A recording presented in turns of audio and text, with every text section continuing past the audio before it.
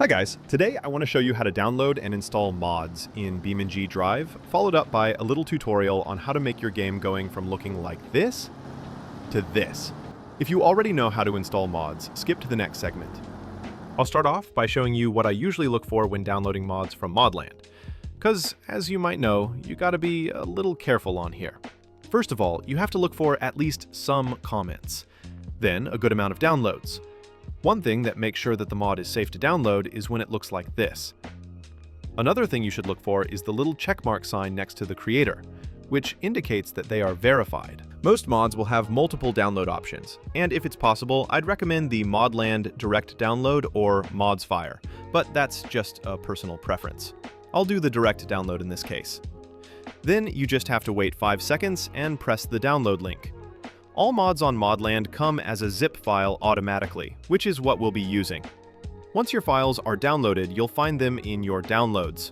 From here, you just drag the zip file over into your mods folder. If you can't find your mods folder, launch the game, press Manage User Folder, and open User Folder. There's also an option to move the folder to a more convenient spot. Once the user folder is open, you'll have to click on the version of the game you're using and then open your mods folder, if you don't have it on already. Just make a new folder called Mods. Then you drag and drop the zip files into the folder. Keep watching if you want to make your game look amazing without any additional mods. Now let's get started on the graphics tutorial. To make your game look its best, hop in a car with a nice paint job. And if it's a modded car, make sure it's somewhat high quality. First off, I'll show you my graphics settings. Copy these if your computer allows it. One thing that's very important is the ambient occlusion. Another one you'll need to have selected is dynamic reflection. Now that you've copied this, we'll press F11 to open the world editor. In here, you can make a bunch of changes to both the map and the game itself. We'll focus on the lighting for now though. Find Sun Sky in the scene tree and click it. It'll open all these options you see to the right. Here, we'll start off setting the sky brightness to 130. Then go to sun scale and make it nice and orange. Change the ground albedo to black, and then you can head down to elevation. This controls how high the sun sits on the sky. I like to put it at around 9 to 12. Then turn up the brightness to 13. Now we'll look into getting better shades.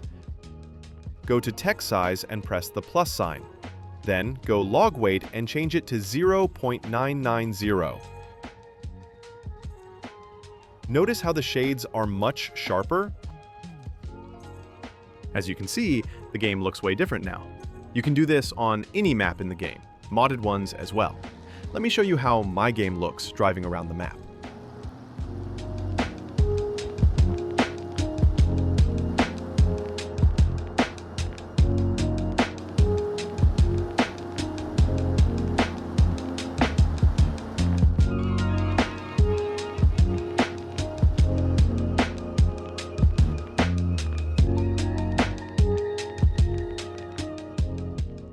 Let's try a different car.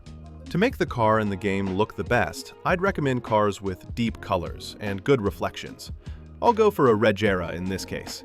I'll also show you how you can do night driving if you're interested in that. BeamNG isn't the best night driving game though, but it looks cool if your modded car's headlights work. First, I'll show you how you can move the sun around so you can angle it just to your liking. Go back into the world editor and go to Sun Sky and then Azimuth. Play around with the angles until you find one you like. As you can see, it makes the game look different at every angle. For the night driving, you'll have to go back into elevation and put a lower number. The lower you set the elevation, the darker it gets. It gives the game a whole different kind of vibe, and I think it's here to stay.